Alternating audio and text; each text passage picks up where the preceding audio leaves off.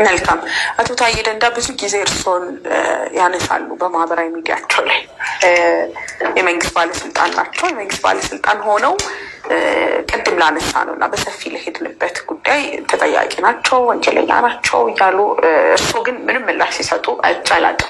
ምክንያቱም በጣም አክቲቭ ኖት ለማህበራዊ ሚዲያ ለብዙ ነገሮች ተከታታይ መልስ በመስጠት አውቆታለሁ።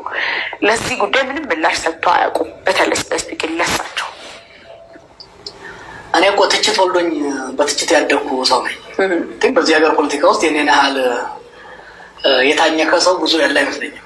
ስለዚህ ለሁሉም ትችት መልስ እሰጣለሁ ካልሽ ቀላል አይደለም። የመንግስት ባለስልጣን ናቸው ብዬ ነው።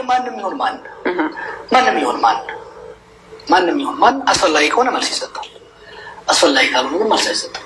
ስለዚህ አስፈላጊ ነው ብሎ አላመንኩበትም። ሁለተኛ ደግሞ ቅጣትን መቀበል ያው አንዴ እንትን ካሉ በዛ ስታንዳርድ ካልተገኘ መቀበል ያስፈልጋል ማለት ነው።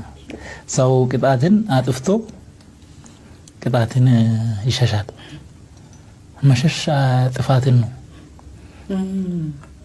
መሸሽ ጥፋትን ነው። ካጠፉ በኋላ ደግሞ ራስን አክሰፕት